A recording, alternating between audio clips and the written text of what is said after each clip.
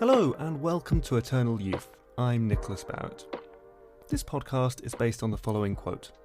To understand a man, look at the world when he was 20. It's a quote often attributed to Napoleon, but unsurprisingly, there's no solid evidence that Napoleon ever said it. The quote belongs to the English historian G.M. Young, and what G.M. Young was trying to tell his audience in London in 1943 was that to understand his subject, Edmund Burke, it was important to know what was happening in the world when he was 20 years old. And he said he did this for every historical figure he worked on. And in this podcast, I want to test that approach. But this podcast is also kind of a scam. You see, there are a few ways of looking at history. There are certainly more than two ways of looking at history, but there are two very popular ways of looking at history. The first is known as the great man theory of history. It's the idea that exceptional individuals rise up in the public imagination, become powerful, and change the world. Perhaps they invent something, perhaps they start a war or a revolution. And the world is never quite the same again, because that person existed. Napoleon is actually a very good example of this. The second is environmental, and it says that circumstances make certain events practically inevitable. Be they inventions, wars or revolutions, a certain convergence of the right conditions at the right time and in the right place allow for an invention to work and to take off, or perhaps a combination of factors make a state ungovernable or a dynasty dysfunctional, and so these factors make a revolution unavoidable. And not only did these factors make revolution unavoidable, they also incubated a different kind of human being, that is, a culture and a generation of people who could entertain thoughts that people before them could not, and that you or I would probably never entertain now. The first idea is how many of us imagine the past and the present because it's romantic. It's less complicated and lends more weight to the decisions we make ourselves, because we're individuals too. The second is probably how we ought to think about it, because if you think about it in the second way, that is, the environmental way, you're less susceptible to anger and you're less susceptible to veneration. So this podcast is a Trojan horse, and right now there's something resembling a wooden Friedrich Nietzsche at your door, and unless you turn this off now, it's coming in. So I think I chose Nietzsche for this first episode because I feel like, well, I made a long list of people, and he was the one furthest back in history. And to get on my list, you had to be somebody who I thought affected the public imagination today. And I couldn't go much further back than Nietzsche because my knowledge of history just gets a bit fuzzy after that. So I'm going to start with Nietzsche, and I'm probably going to come forward in time, but maybe one day I'll go back. So let's start in 1864, when a 20-year-old Friedrich Nietzsche went to university in Bonn. At the time, there were Germans, and they spoke German, but there was no Germany. Nietzsche had been born in the province of Saxony in the Kingdom of Prussia. And Nietzsche went to school at a time when the Prussian education system was being reformed by Wilhelm von Humboldt. Like Nietzsche, Humboldt was a philosopher and a philologist. He was friends with Goethe, and he wanted to model Prussian society on ancient Greece. The rector of Nietzsche's boarding school described it as Athens in the morning and Sparta in the afternoon. The boys were encouraged to speak to each other in Latin and Greek at all times. It was probably the most rigorous school day in Europe. I'm going to give you a flavour of it. So, 4 a.m, wake up. 5:25 a.m, morning prayers, warm milk, bread rolls. 6 a.m, lessons. 7 to 8 a.m, study. 8 to 10 a.m, lessons. Noon, collect table napkins and march into the refectory. Roll call, Latin grace, before and after midday meal, followed by 40 minutes of free time. 1:45 to 3:50 p.m, lesson. 3:50 p.m, bread roll and butter, bacon drippings or plum jam. 4 to 5 p.m, senior boys test junior boys on Greek dictation or mathematical problems. 5 to 7 p.m, study. 7 p.m, march into a refectory for supper. 7:30 to 8:30 p.m, play in the garden. 8:30 p.m, evening prayers. 9 p.m, bedtime. So, in 1864, this semi-monastic life ends, and Nietzsche moves 300 miles across the country to Bonn, where he studies theology. It seems like a natural subject for him. His dad, who died early on in Nietzsche's childhood, had been a Lutheran pastor, and Nietzsche had been expected to follow in his footsteps. But his interests are starting to diverge from those of his parents. One of the first signs of this movement away from Christianity came a couple of years earlier when he asked for a book called The Essence of Christianity by Ludwig Feuerbach for his 17th birthday. I'm probably pronouncing that wrong. There's going to be a bit of difficult German pronunciation in this podcast. And this is quite a radical book at the time. It's a critique of Christianity written by an atheist. What's remarkable about that is that it comes out a full 18 years before Charles Darwin publishes The Origin of Species. It's also cited as an influence for Marx and Engels. Now, what Feuerbach does in The Essence of Christianity is to try and turn the Bible upside down and argue that man created God in his own image. He says that a lot of the characteristics we associate with God, like love, power, righteousness, and immortality, are things that humans aspire to. In the Old Testament, we have a proud, traditionalist, strident, and vengeful God. In the Old Testament, God commands humans not to kill, but also murders pretty much everybody with the Great Flood. Meanwhile, in the New Testament, we see a kinder God who, via Jesus, asks us to love thy neighbour. He says, he who is without sin should cast the first stone, and that we should give everything we can to the poor. The meek, Jesus said, will inherit the earth. In modern times, we can almost see this as a God who speaks for the right and the left of the political spectrum. And Feuerbach would say that human desire is very complicated and contradictory, and that whoever wrote the Bible and spread the Bible, which triumphed in Europe over lots of other ancient texts, that those people had found reflections of their own contradictory feelings about power, the law, justice, kindness, and revenge in those old stories. The other prominent critique of Christianity, which also found its way into the hands of the adolescent Nietzsche, was called The Life of Jesus Christ, Critically Examined. It was written by David Friedrich Strauss. Like The Essence of Christianity, it predates Darwin, and this book does exactly what it sets out to do. It argues the miracles attributed to Jesus were probably embellishments, rumours, which were exaggerated by word of mouth. He went through the Bible and drew attention to inconsistencies in the text. Strauss, who was not an atheist, thought that the miracles of the Bible could be better understood as symbolic and mythological narratives rather than literal historical events. He saw Christianity itself as a projection of human ideals and aspirations onto a divine figure. It was an attempt to apply a Hegelian dialectical approach to religion. Many years later, Nietzsche would write an essay praising Strauss for his work, but criticising him for not going further. For being too cautious, Strauss, Nietzsche thought, had opened an important door but failed to walk through it all the way. These are the books that Nietzsche has under his arm when he arrives to study theology, and he's just not interested in his course. He's more preoccupied by getting a dueling scar. At the time, all the students want one, and so, while he's walking in the countryside with a friend, Nietzsche politely asks for a duel, and in this duel, if we can call it a duel, really, he acquires a tiny scar between his nostrils, only to have it hidden by what was probably the most iconic moustache in the history of philosophy. Now, I'm something of a method podcaster, so I grew a moustache to write this podcast, and I challenged my flatmate to a duel, but he just rolled his eyes and walked away. It's a bit tricky for us because we only have one sword in the flat. We would have had to take turns or something. But anyway, there is one story in particular that defines Nietzsche's time in Bonn. Well, in that area of Germany. And the story here is told by his friend, Paul Disson, whose name I'm probably mispronouncing, and it's told after Nietzsche's death. This is from his memoir. I am slightly reluctant to tell here a story which deserves to be rescued from the past, for what it reveals about Nietzsche's way of thinking. One day in February 1865, he had gone by himself to Cologne. He had been shown the sights by a guide, and finally asked the latter to take him to a restaurant. The guide, however, led him to a house of ill repute. Suddenly, Nietzsche told me the next day, I saw myself surrounded by half a dozen apparitions, in tinsel, who were looking at me expectantly. I stood for a while, speechless. Then I went over intrinsically to the piano, as the only being there with a soul, and struck a few chords. That ended my paralysis, and I made my escape. The reason this is worth mentioning is that for decades people speculated that Nietzsche contracted syphilis that evening, and that syphilis was the reason for his mental decline later in life.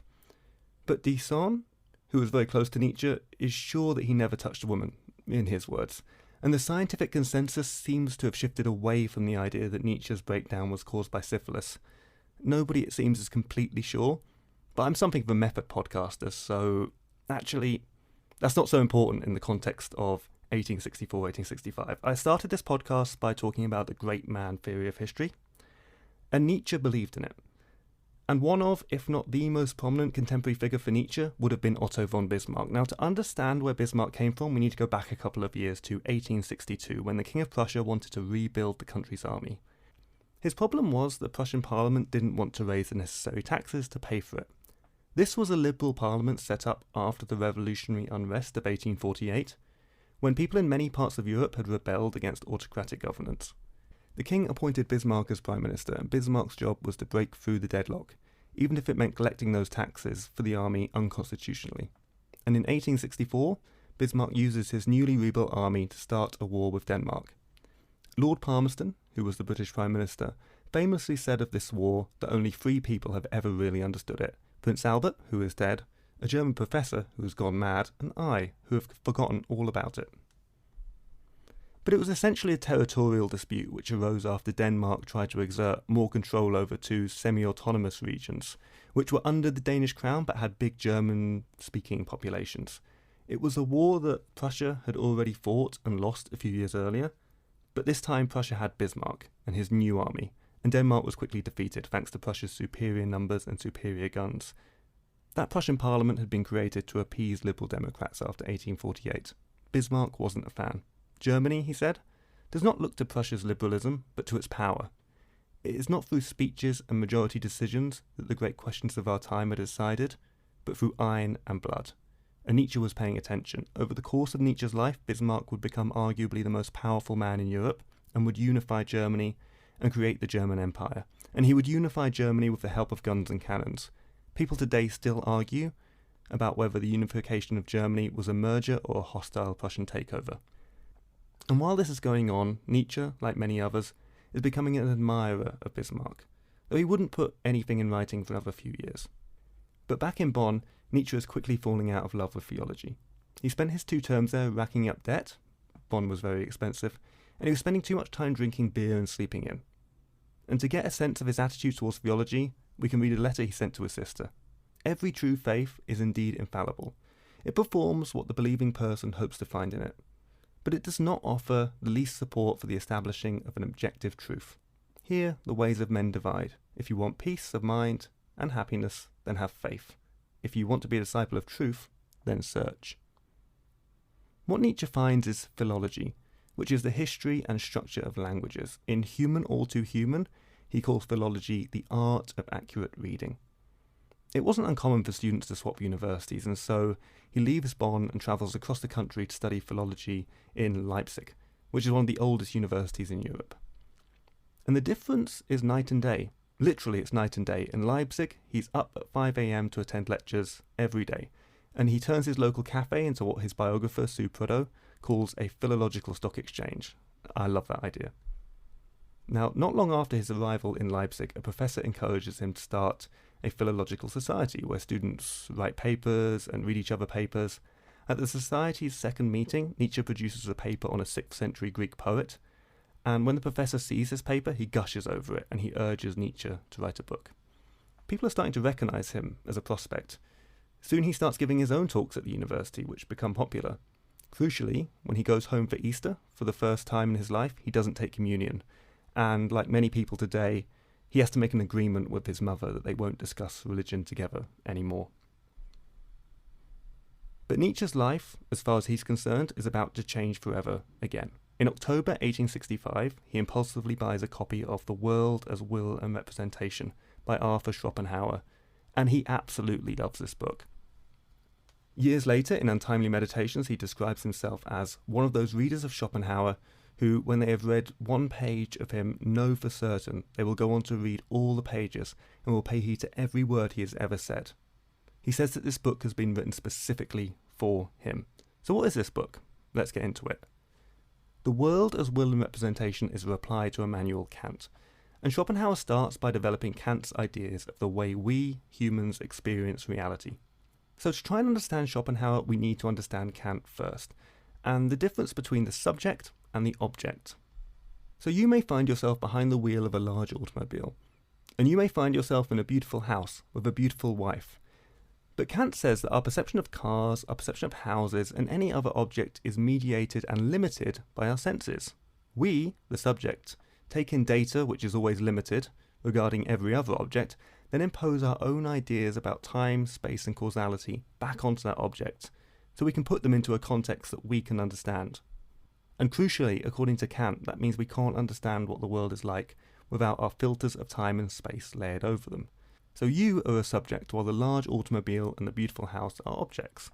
And Kant goes as far as to say that there is no object without the subject because, in his words, if we take away the thinking subject, the whole material world must vanish, as this world is nothing but the phenomenal appearance in the sensibility of our own subject. Without me, Kant argues, this is not just my beautiful house, because it only exists as far as I, as a subject, can comprehend it. Therefore, we can never truly understand the world around us. We can understand cars and houses in as far as what you can perceive through the limitations of your senses. You know those senses are limited, so according to Kant, you can't claim to fully understand cars, houses, or any object. We just don't know what we can't sense about them. Now Schopenhauer loves this. He just can't get enough. He agrees with Kant that there can be no object without the subject, but he argues that we can still understand it. Why? Because we have our own bodies. Our bodies are something that we can feel and control. They're subjects, but they're also objects. This is where the title of the book comes from. We use our body as a tool to pursue our desires, that's the will, and our body is also an object to be perceived by others, that's the representation. We can understand our bodies because we live in them, and if we can understand our own bodies, then maybe we can understand other objects too. So, how should we understand our bodies? Well, Schopenhauer is one of the first Western philosophers influenced by Buddhism. He thinks desires make us miserable. The will in every living thing, the will to eat, the will to survive, the will to have sex, those are always going to be our priorities. And remember, he too is writing this long before the world sees anything from Darwin. For Schopenhauer, the will is an invisible, irrational and universal force, driving the actions of everyone and everything. If we can understand the will, we can understand ourselves. And if we can understand ourselves, then maybe we can understand other objects too. But Schopenhauer is deeply pessimistic about the will. He writes about the food chain, and he has this passage about sea turtles who lay their eggs on a beach, because they have no choice. And when they get onto this beach, wild dogs attack them. They kind of like flip them over and eat them alive. And as they slowly die, the dogs are then attacked by tigers. Life, he says, is suffering. It's all just one circle of suffering. He writes, from whence did Dante take the material from this hell but from our actual world? Those ideas you might understand about unconscious desire, about how we want things without knowing that we want them, how if we make mistakes like forgetting someone's name or being late for something, how that might reveal our real priorities in life, and that person whose name we forgot doesn't fit into our desire for sex and preservation and power. You probably think those are Freud's ideas, but they're Schopenhauer's. And Freud also read Schopenhauer. Schopenhauer is trying to tell us how ever-present the will is, even if we don't think it's the force that motivates us.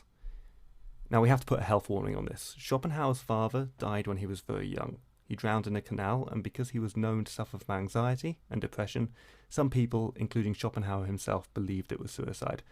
Schopenhauer blamed his mother for his father's death, and they stopped talking.